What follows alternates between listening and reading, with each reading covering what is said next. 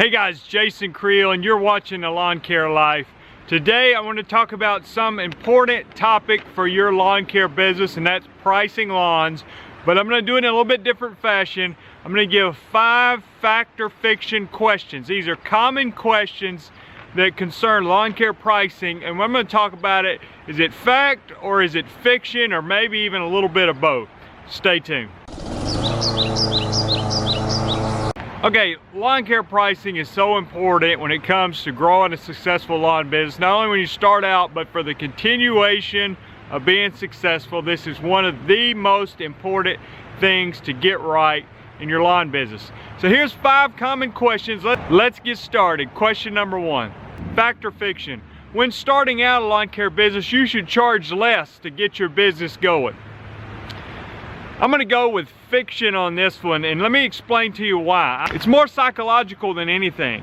Okay, when you charge less, what does that say about your business? So let me ask you a question. If you pay $2 for a hamburger or $15 for a hamburger, which hamburger do you think will be better? Most people, if they're being honest, would say, yeah, the $15 hamburger is going to be better. Now, maybe it's not, but at least you go into the expectation that, yeah, I really believe that one's going to be better. That's the problem when you charge too low. It gives a perception to the customer without them ever seeing your work. It's just a perception that, hey, this guy's cheaper, it may not be good. Now, that's what some customers think. The other kind of customers, they're looking for something cheap, and those are not exactly the customers you want to build your business around anyway. So there's a couple of very important reasons why it's important, even from the very beginning, to price your lawn services right. Don't think, well, I'm going to go cheap and get my business built up.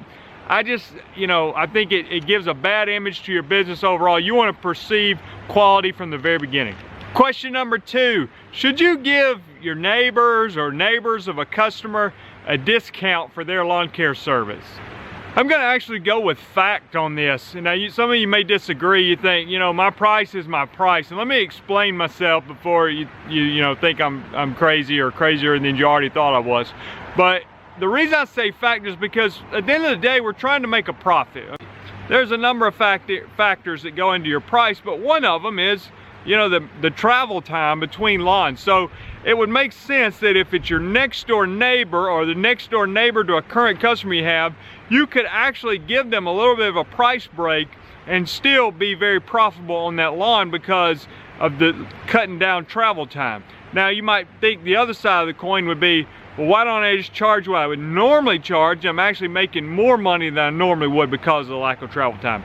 Well, that's true too. I think that either way could work, but I have seen it where if you had one particular neighborhood where you had, let's say, 20 to 30 properties in that neighborhood and you're cutting grass, and you have a competitive advantage because you have so many properties in there, it cuts down on the travel time that you're able to actually charge a little bit less than your competition but still be very profitable. So that makes it hard for somebody to come in and cut your price.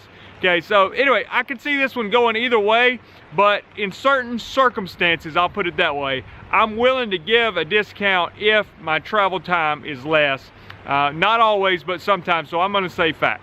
Question number 3, fact or fiction? Should you give a discount to a potential customer for the first service? Like, let's say, first cut free, first cut half off, first weed control treatment half price, second mowing is free, those kind of things, some sort of promotion to get them to sign up. Let's just call it faction, half fact, half fiction. What I do, let me tell you how I approach this in my business. During the spring of the year is by far the most competitive time for me in weed control and fertilization. So during the springtime, often I will give 50% off the first weed control application. If you're mowing, you might do that as well. The rest of the year I don't do that because at the end of the day, I want people to choose my business because of the quality, not because I'm running a certain promotion.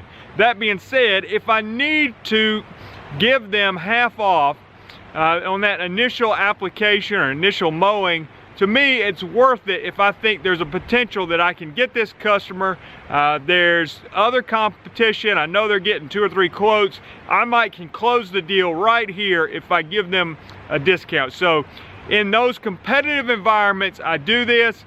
During the summer, or if it's a different situation when it's not as competitive, oftentimes I won't do this. So it just really depends on the situation. I don't think it's a bad idea, but I don't think it's something that you have to do all the time. Many times if you just make a habit of it, I feel like honestly you're just giving money away. Fact or fiction?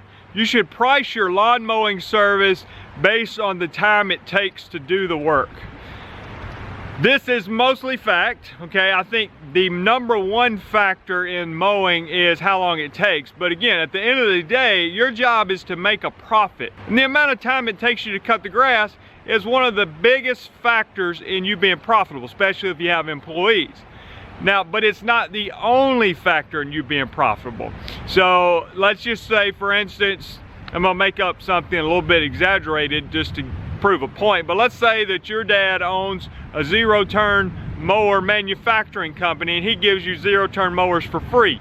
Well, you have a built-in competitive advantage over your competition so that you could probably charge a little bit less and not base everything just on the amount of time it takes. You'll see what I'm saying? You want to consider all the factors that go into your price to make sure that you're profitable, time being one of the most important but not the only factor. Because look, at the end of the day, if you're basing it at $75 an hour and you're not making a profit on it because you have so much overhead, well then that's not enough. You know, you need to go up on your price or you need to find a way to cut your overhead. At the same time, if you're charging $60 an hour and making a really nice profit, then hey, you can charge $60 an hour. So it's just one of the numbers is the amount of time it takes you. But don't get so caught up on the hourly rate that you forget to look whether you're actually making a profit or not. Fact or fiction? You should sign people up for year-round service for your lawn mowing business.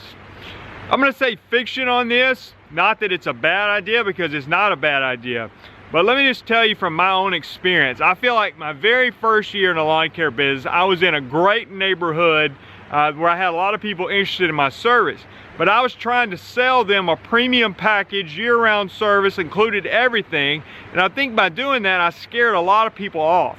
Looking back, I think if I would have just gotten my business established, gotten them as a customer just for mowing, then later, once my business was established, maybe then I could transition over and taking only year-round customers with weekly mowing and that sort of thing. So, you know what I'm saying? It's not a bad idea.